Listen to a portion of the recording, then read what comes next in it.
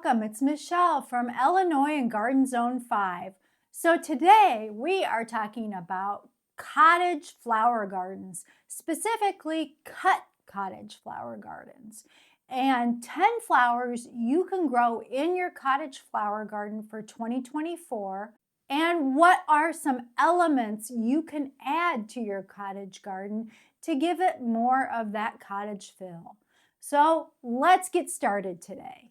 So what are some of the key characteristics of a cut flower garden today for a cottage garden? One, of course, is the informal design. And then number two would be like abundant flowers. You're going to have annuals, perennials, herbs. You could have bulbs, climbers, all kinds of different varieties. Another thing is it has old-fashioned charm. Think of heirloom varieties. Think of grandma's garden. And then, of course, we have pollinators. This garden is a pollinator haven. So what are some of the colors that we associate when we think of the cottage garden? Think of purples, lavenders, blues, pinks, whites, and some lemon colors or yellows. So let's get into the different kinds of flowers, the 10 flowers that you should add to your 2024 cottage garden if you haven't already. Keep in mind, this is not a complete list. There are many, many other flowers that you can add in a cottage garden. If you have others that you really like and think that we need to add to our cottage garden, please comment below and let us know. Okay, so the first one is delphiniums. They're normally very tall, and you would add those probably to the back of your border. They make really nice cut flowers, and they give your arrangement, your bouquet, height. So they are very nice inside and out. Our next one is lavender.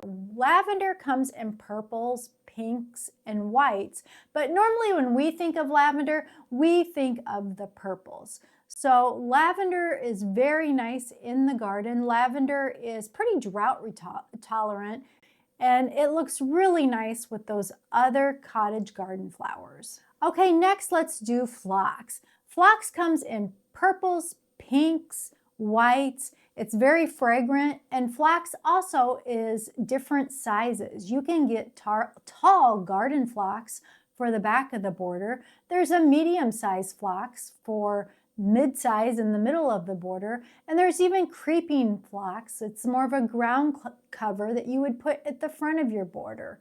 But today we're talking about more of the medium and the tall phlox because it makes better cut flowers to take inside for your arrangements. One that I am really enjoying in this past season was my white phlox that I got from Proven Winners. It did really well in the garden, very fragrant and constantly blooming, and it didn't have an issue with powdery mildew, which is sometimes something that phlox deals with, but this variety did really well, so I would recommend it. Next, let's get on with foxglove. Foxglove is definitely a cottage flower. One thing to know about foxglove is it is a biennial, so that means if you grow it from seed this year, most varieties will not flower this year. They will flower next year. Next, let's talk about catnip, also known as nepeta. It comes in shades of purple, pinks, whites, but normally when we think of catnip, we think of the purple variety. One really good one is Proven Winners Cat's Pajamas. This looks really nice in the cottage garden with other flowers. Goes really well with those pinks in your garden, also those whites in your garden.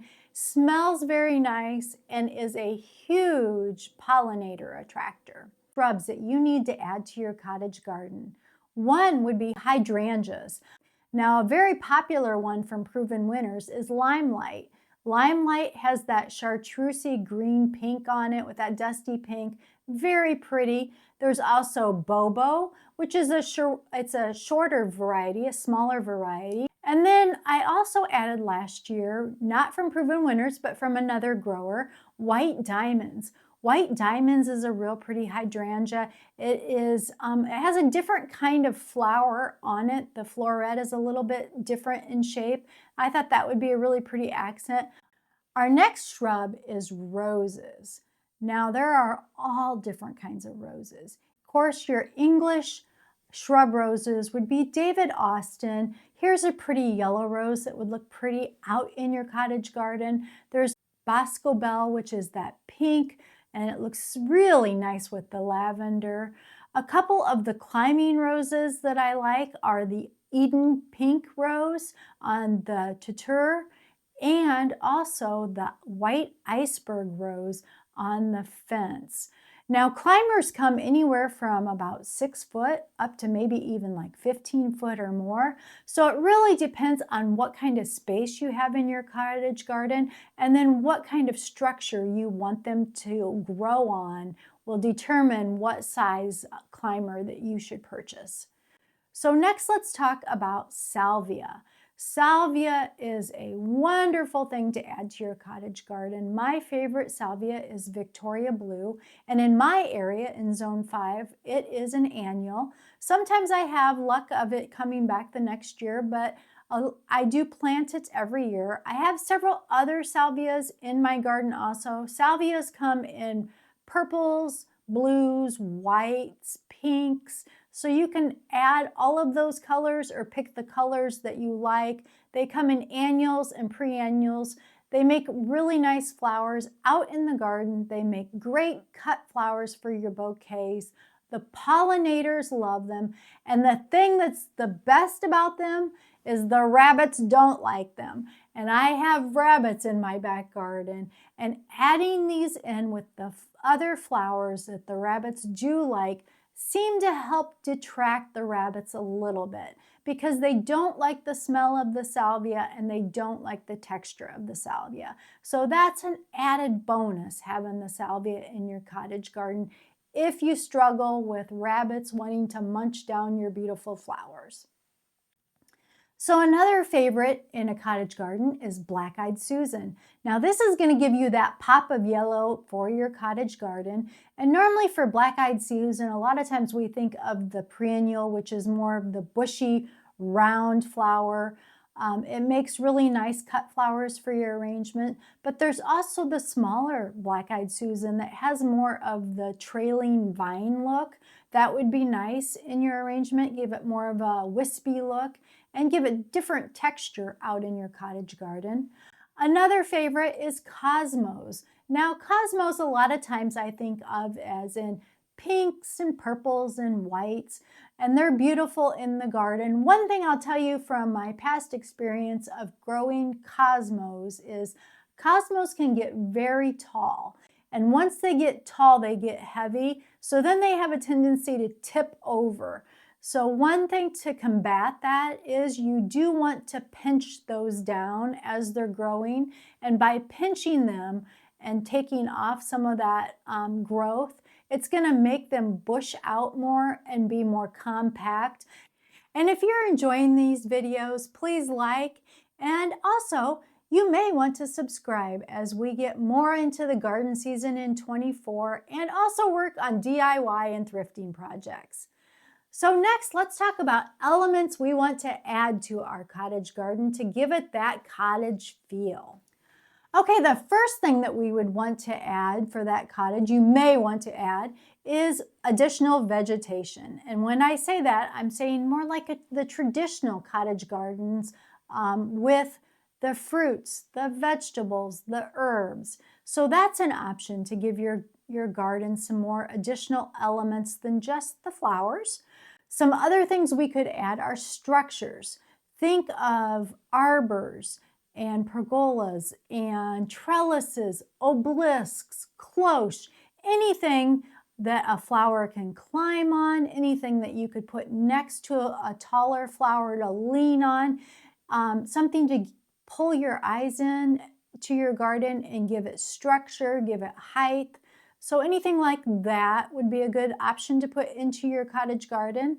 Other things are bird baths. and fountains and statuary.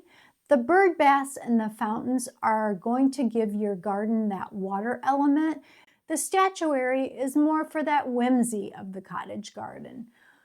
Other things to add would be gates, fences, and stepping stones.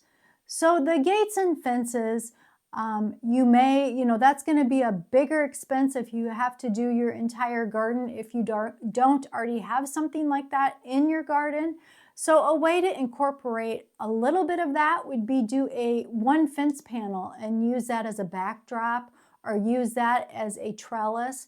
Stepping stones are a really good option. They come in all colors and price ranges, and you can add stepping stones to get you to a special place in the garden. Maybe you put stepping stones next to a garden bench because you sure should have a garden bench in your cottage garden so you can sit down and have your favorite cup of coffee or your tea or your favorite beverage and just enjoy your garden and seeing all the beautiful things blooming in the garden and all the pollinators.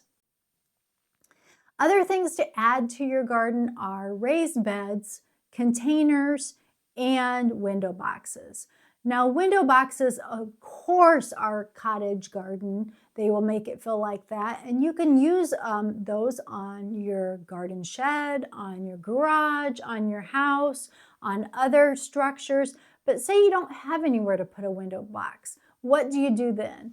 Well, then you can add in containers and you can add in raised beds because that's going to give your cottage garden a different look and give it additional things to look at in your garden.